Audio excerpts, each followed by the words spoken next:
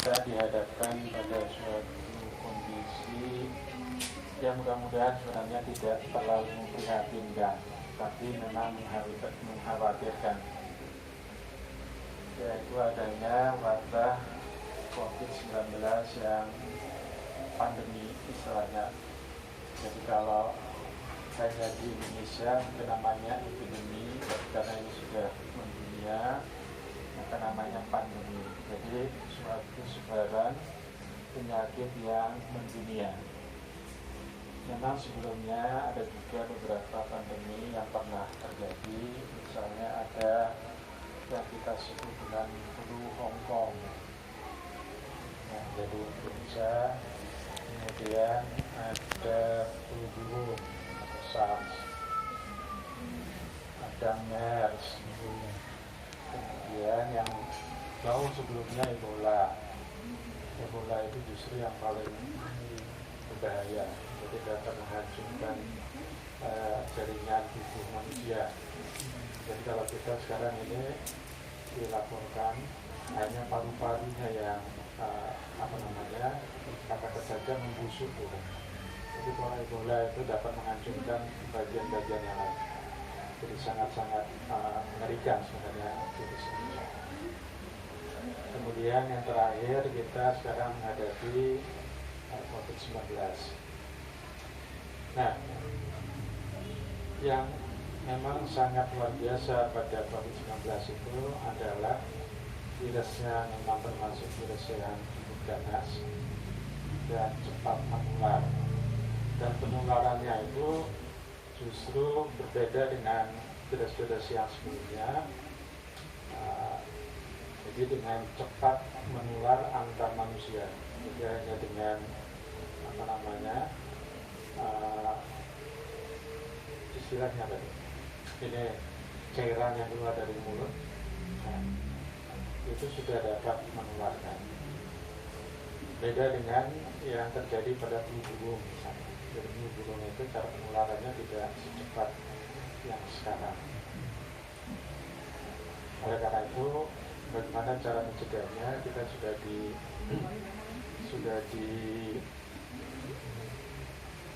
diberikan petunjuk oleh pemerintah, oleh ahli kesehatan, supaya berhubungan dengan sana tapi dalam jarak yang jauh. Maksudnya supaya bersin atau batuk dan sebagainya itu tidak langsung mengenai diri kita. Nah, karena itu dapat menular secara cepat. Nah, kemudian yang lain, ini yang seringkali memang lebih mengkhawatirkan, ketika kita tidak sengaja menyentuh bekas yang tadinya terkena bercak-bercak atau apa oleh orang yang tidak. Nah, ini yang kemudian terbawa oleh tangan kita atau bagian tubuh kita, dan itu tanpa sengaja kemudian kita sentuhkan ke bagian wajah, terutama bagian mulut, hidung, makanya mata juga, ya, karena dari air mata itu dapat mengikuti aliran yang masuk ke dalam jaringan-jaringan yang dapat menerima virus ini. Nah, pada intinya sebenarnya salah satu cara penanggulangan virus yang paling baik itu adalah menjaga kesehatan diri. Nah, oleh karena itu memang selain tadi menjaga jarak, cuci tangan dan sebagainya, itu adalah menjaga kesehatan diri. Jadi kesehatan diri ini ada yang di luar, bagian luar, nah itu yang kebersihan badan dan sebagainya. Dan yang kedua adalah imunitas. Nah, jadi kebanyakan yang meninggal dunia akibat virus ini adalah mereka yang punya penyakit yang lain. Jadi bukan semata virus itu sendiri. Jadi ada penyakit yang lain. Jadi COVID-19 ini melemahkan tubuh, dan akibat tubuh yang lemah ini penyakit-penyakit yang lain itu menjadi lebih parah. Nah, ini yang menyebabkan kematian. Jarang timbul kematian akibat virus itu langsung, tapi ada yang lain. Oleh karena itu pertama disarankan untuk mereka sudah berumur di atas 60 tahun, nah itu supaya lebih menjaga diri dibanding dengan mereka yang berumur di bawahnya.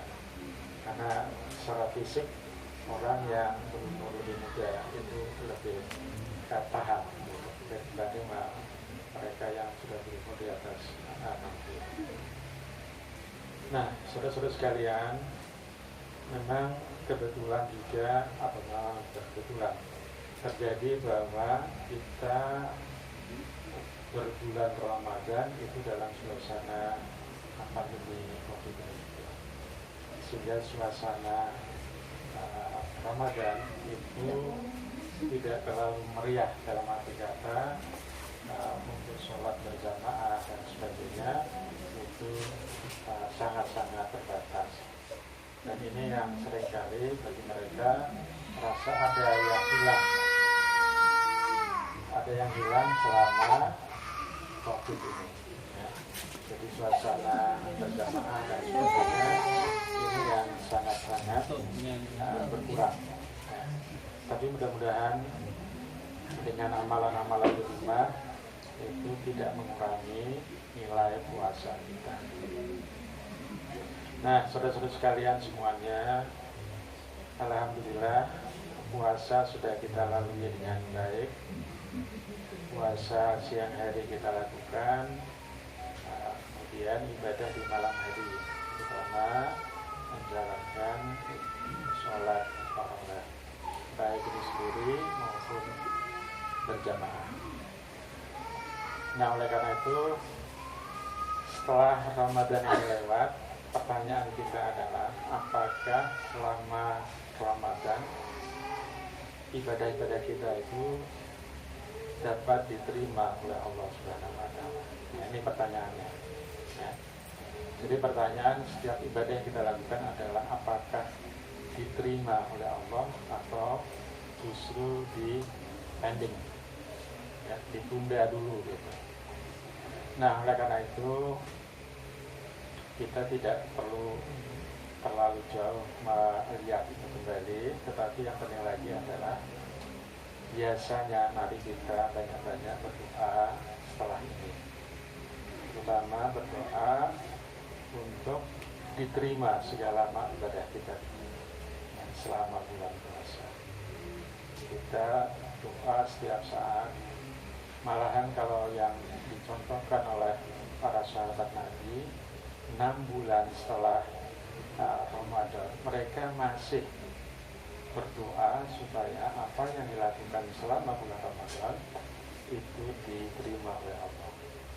Nah, 6 bulan berikutnya mereka berdoa supaya mereka dipertemukan kembali dengan bulan Ramadan yang akan datang.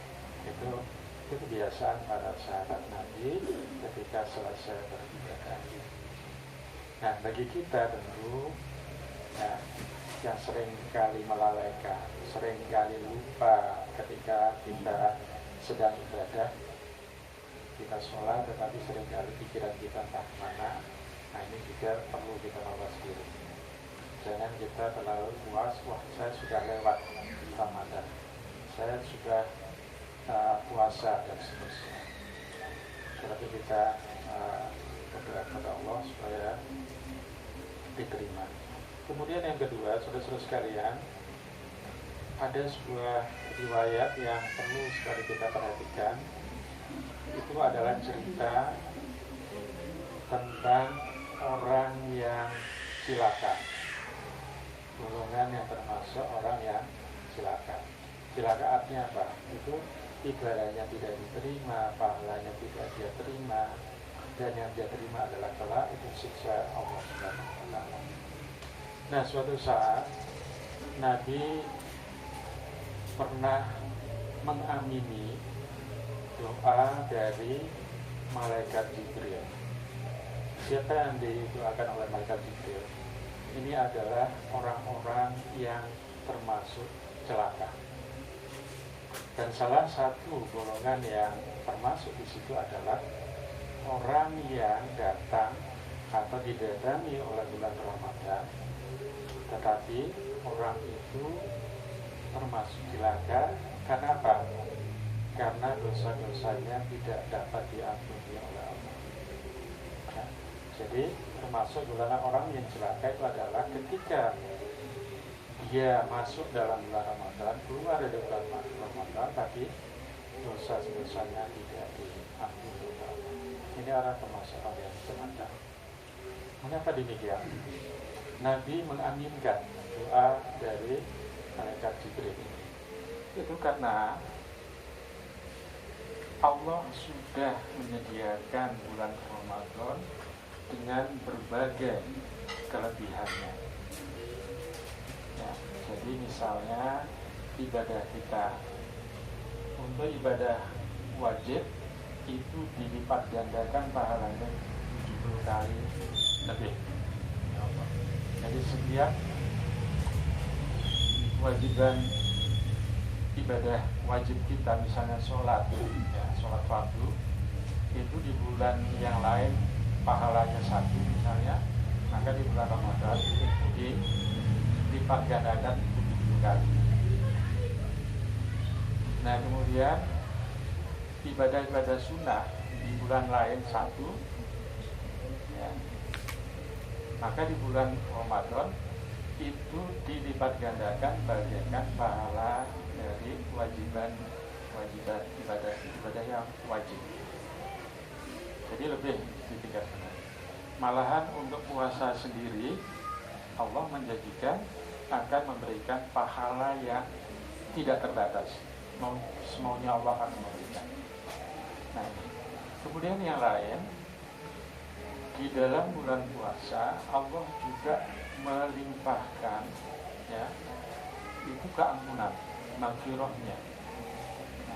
Jadi Allah mengekang syaitan, ya, agar ibadah-ibadah yang dilakukan oleh umat Muhammad SAW itu dapat lebih khusyuk, lebih mudah untuk diterima, lebih mudah untuk diampuni ketika dia memohon pengampunan. Nah ini yang kemudian oleh Rasulullah itu tidak disukai mereka, hamba-hambanya yang umat-umatnya yang sudah diberikan fasilitas yang begitu besar, tetapi tidak dimanfaatkannya.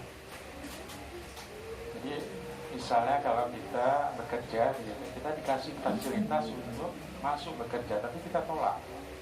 Nah ini misalnya. Atau kita diberikan fasilitas yang lain untuk meningkatkan prestasi kita, berarti kita tolak. Nah ini tentu orang yang memberikan fasilitas akan kecewa. Nah itu bagaikan mereka-mereka yang masuk bulan Ramadan tetapi enggan untuk memohon ampun, enggan atau tidak peduli terhadap dosa-dosanya, ya, sehingga ketika bulan Ramadan lewat itu kemudian tidak diampuni oleh Allah Subhanahu wa taala. Kemudian yang kedua berkaitan dengan doa malaikat Jibril itu adalah bagi anak-anak. Ini yang perlu diperhatikan, ya. Termasuklah mereka yang celaka ketika orang tuanya, kedua orang tuanya atau salah satu orang tuanya itu ditemukan, jadi masih ikut kepada anaknya, tetapi anaknya tidak peduli kepada orang tuanya. Ya. Jadi anaknya enggan saja, anaknya justru memberati orang tuanya dan sebagainya. Ini termasuk etika yang Allah sendiri sangat tidak menyukai. Karena ada yang dimulaikan oleh Allah, dan kita jangan sampai justru merendahkan mereka. Yang dimulaikan oleh Allah adalah kedua orang tua kita. Itulah sebabnya Nabi sangat tidak menyukai anak yang tidak berbakti kepada orang tuanya. Nah, lalu bakti kita kepada orang tua bagaimana? Bagi orang tua yang masih hidup, ya, maka anak-anak harus berusaha bagaimana menyenangkan hati mereka, bagaimana ikut membantu meringankan beban-beban mereka. Jadi tidak boleh acuh bayi, ya, justru memberatkan orang tua. Jadi berusaha bagaimana meringankan beban orang tua. Nah ini yang paling penting.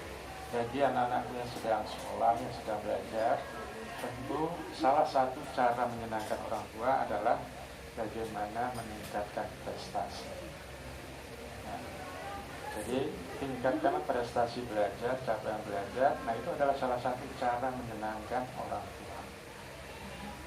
Orang tua sudah membiayai begitu banyak, tetapi kemudian disia-siakan. Nah ini suatu etika yang kurang bagus pada orang tua. Jadi berusaha bagaimana pengorbanan orang tua itu dapat digunakan, dimanfaatkan seperti itu. Tetapi bagi mereka yang orang tuanya sudah meninggal, bagaimana? Nah ini salah satu etika yang harus dilakukan oleh anak adalah bagaimana banyak-banyak mendoakan orang tua. Karena salah satu tali yang tidak terputus ketika seseorang meninggal dunia adalah doa dari anak-anaknya yang sunat dan terus mendoakan orang tua. Nah, jadi kewajiban kita masih hidup kepada orang tua kita adalah bagaimana kita mendoakan mereka yang sudah meninggal. Nah, lalu apa yang makna terutama ketika kita berada pada kondisi COVID-19 ini? Saudara-saudara sekalian, yang paling penting kita sadari bahwa ternyata dengan virus yang sangat-sangat kecil, ya, yang sangat-sangat kecil, manusia yang perkasa pun sudah mulai ketakutan dan sebagainya. Ini menunjukkan apa? Bahwa menunjukkan sebenarnya manusia ini sangat lemah, ya, sangat-sangat lemah. Jadi melawan virus yang sangat kecil saja kita sudah kelimpungan, sedunia sudah kelimpungan. Nah, oleh karena itu kita harus sadari bahwa diri kita ini adalah makhluk Allah yang lemah. Karena kita sadari makhluk sebagai makhluk yang lemah, maka janganlah kita menyombongkan diri. Ya, jangan sampai kita merasa kuat, merasa luar biasa, ya, dan sebagainya. Kita sesungguhnya lemah. Kita tidak tahu hari ini kita sehat, begitu kita pulang ke rumah kita menggigil kedinginan dan sebagainya. Ini adalah menunjukkan bahwa kita makhluk yang lemah yang harus kita sadari sehingga kita tidak boleh bersikap sombong. Jadi tidak bersifat merasa diri kuat dan sebagainya. Namun demikian juga, saudara sekalian, jangan kemudian kita lemah dalam arti kata semangat kita untuk melakukan kebaikan itu lemah gara-gara tadi virus misalnya. Nah, semampu kita, jika kita mampu melakukan suatu kebaikan, lakukan. Nah, tetapi kalau itu di luar jangkauan kita, ya kita bersabar. Kemudian yang kedua, kita sadari bahwa kita butuh pertolongan. Untuk mengatasi COVID ini kita sesungguhnya tidak dapat melakukan hanya dengan akal pikiran kita sebagai manusia. Kita minta kepada pemiliknya untuk mengendalikan virus itu sendiri. Karena manusia itu tidak akan mampu mengendalikan virus ini. Jangankan mengendalikan, melihat secara langsung saja kita tidak mampu. Ya, jadi kita hanya mampu jika kita menggunakan peralatan yang namanya mikroskop elektron. Jadi mikroskop elektron ini dibanding dengan mikroskop biasa itu dapat memperbesar objek sampai 300.000 kali. Jadi bayangkan saja, misalnya kalau kita diperbesar 300.000 kali, misalnya kayak apa? Mungkin Guru Rinjani kalah sama kita. Ya. Nah, jadi virus yang sangat kecil itu harus dilihat dengan perbesaran yang sangat-sangat besar. Kalau mikroskop biasa yang mungkin ada di sekolah, ada di Undra misalnya sebagainya, itu perbesarannya paling bantar hanya 1000 kali. Jadi kalau yang mikroskop elektron itu sampai 300.000 kali. Nah, ini yang digunakan untuk melihat virus. Jadi untuk yang tidak kelihatan saja kita tidak mampu. Nah, oleh karena itu kita minta bantuan kepada pemiliknya yaitu Allah Subhanahu wa Ta'ala, Tuhan yang Maha Kuasa, karena dialah yang mempunyai kuasa untuk mengendalikan virus tersebut. Oleh karena itu mari kita bersama-sama berdoa semoga virus COVID-19 atau virus-virus yang lain itu Allah angkat dari muka bumi dan kita dapat kembali hidup secara normal, sehat, dan kembali dapat beraktivitas bagaimana seharusnya. Mungkin itu yang dapat kita sampaikan pada kesempatan ini. Jadi kurang mohon maaf. Bila hidayah, wassalamualaikum warahmatullahi wabarakatuh. Waalaikumsalam.